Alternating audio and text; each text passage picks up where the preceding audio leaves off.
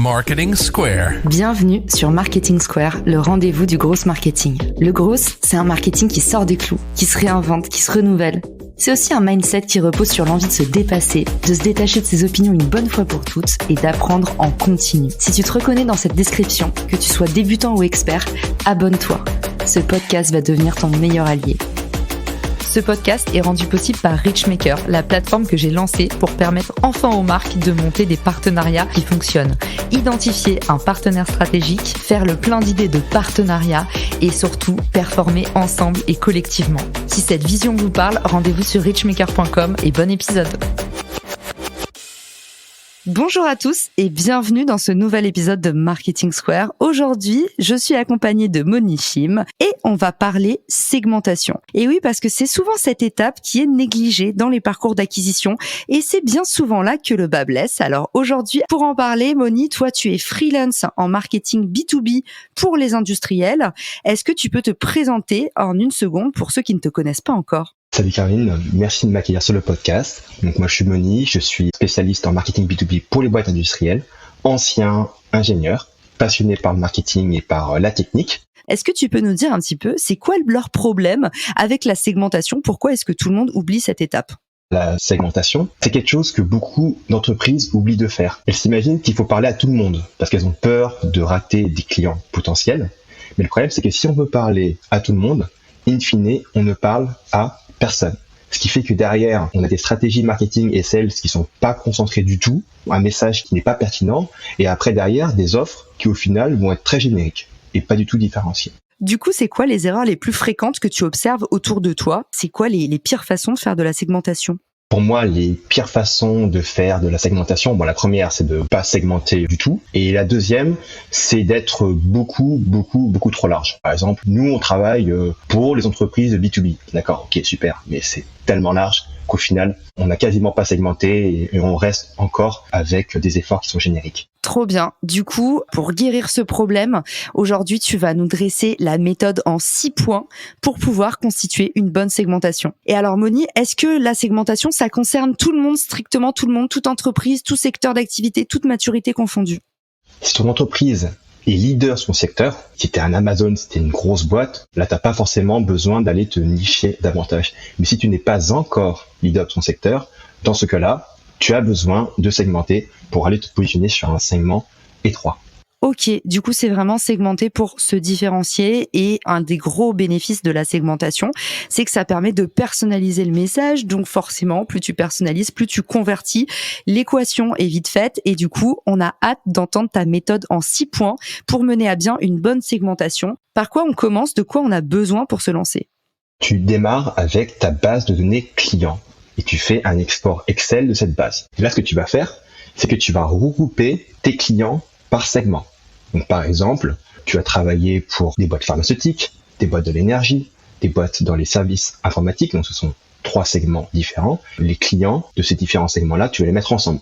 C'est la première ligne de ton fichier Excel. Après, tu rajoutes une première colonne où tu vas assigner des critères pour juger chaque segment. Il y a 6 critères standards que tu dois utiliser pour pouvoir juger chaque segment. Pour chaque critère, tu vas donner un score entre 1 et 3. 1, ça veut dire mauvais, 3, ça veut dire très bien. Donc le premier, c'est combien un client te rapporte en moyenne. Si un client te rapporte peu, tu vas mettre 1. Si un client te rapporte beaucoup, tu vas mettre 3. Second critère, c'est la profitabilité. Est-ce que tu fais des marges élevées ou des marges très faibles ? Troisième critère, c'est la concurrence. Est-ce qu'il y a beaucoup de concurrents dans ce segment ou est-ce qu'il y a très peu de concurrence ? Quatrième critère, c'est la croissance. Est-ce que c'est un segment qui est en train de croître, de se développer, ou est-ce que c'est un segment qui est en train de mourir ? Puis le cinquième critère, c'est la viralité. Est-ce que tu as des clients qui aiment bien te recommander, qui aiment bien parler de toi, qui aiment bien participer à des case studies ou des témoignages, ou au contraire, tu es avec des clients qui n'aiment pas du tout faire ce genre de choses ? Et enfin, sixième critère, c'est l'expérience.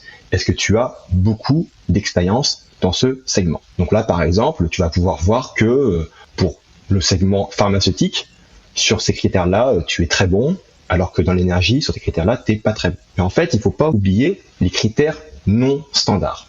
Donc, c'est des critères qui sont juste spécifiques à ton entreprise. C'est-à-dire qu'en fait, si tu veux, dans le passé, tu as eu des clients qui avaient des spécificités. Donc par exemple, ils utilisaient tel type de machine, tel type de logiciel, ou alors ils avaient un directeur commercial qui avait un tel profil. Et tu t'es rendu compte que pour ces profils-là, ces clients-là étaient soit horribles, soit super pour ta boîte. Si tu utilises ces critères non standards, tu vas pouvoir sélectionner ou bien exclure des cibles. Tu vas pouvoir dire, ah ouais, effectivement, ces clients-là qui utilisaient tel CRM, au final, c'était pas des bons clients pour nous. Donc ce qu'on va faire, c'est que quand on fait une prospection, si on a des prospects de ce genre, on va pas les prendre. Une fois que tu as fait cette analyse-là, tu vas pouvoir voir quel segment a le meilleur score.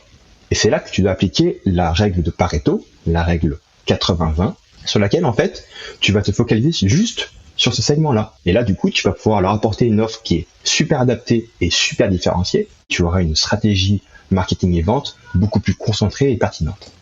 J'adore. Et pour ceux du coup qui ont les mains occupées, on vous remettra tout ça dans le post sur LinkedIn. Vous pourrez y accéder depuis les ressources de l'épisode. On récapitule du coup les critères standards pour une bonne segmentation. C'est un score de 1 à 3, 1 étant mauvais, 3 étant excellent.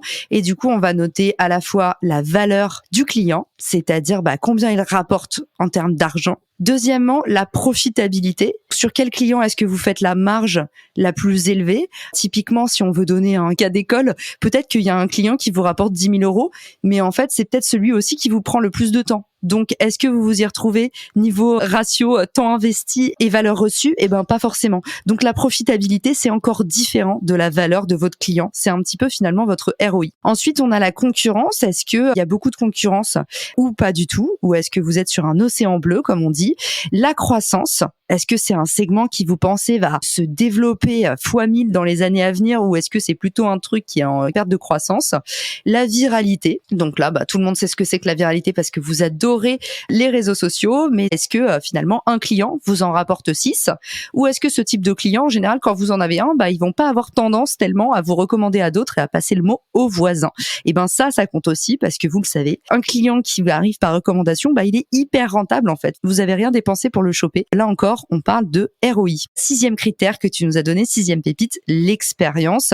Est-ce que vous êtes à l'aise ou pas pour servir ce client? Tu nous as aussi parlé des critères non standards. Et là, j'ai adoré et tu nous as dit faites appel à la loi de Pareto pour pouvoir apporter une offre parfaitement personnalisée et convertir davantage et faire augmenter votre score de croissance, le score de viralité et faire en sorte de créer une boucle infernale dans laquelle vos clients vous recommandent de nouveaux clients et vous n'avez plus rien à faire à part aller vivre à Dubaï. Est-ce que j'ai bien résumé, Moni? C'est un excellent résumé, Caroline. Parfait. Merci beaucoup. Avec tout le pragmatisme que tu nous as livré, on a du pain sur la planche. Pour ceux qui sont un peu feignants, je pense que je vous mettrai un petit contenu sous forme visuelle, ou peut-être on leur fera un petit Google Sheet partagé qu'on leur mettra en accès dans le post LinkedIn pour vous simplifier la vie. En tout cas, merci Moni. On te retrouve pour de nouveaux épisodes. Donc je te dis juste à très vite dans le podcast. Où est-ce qu'on peut t'écrire des mots d'amour, des mots de remerciement pour l'épisode? Tout simplement sur LinkedIn, Moni Chim. On adore, et tu seras présent sur le post, tagué, et tu pourras répondre aussi à certaines questions s'il y a des questions après ce brillant épisode que tu nous as offert. Encore merci Moni, et je te dis à très vite dans le podcast. Ciao! Si cet épisode te plaît, tu peux le partager en me taguant ou lui laisser 5 étoiles sur Apple Podcast. Marketing Square.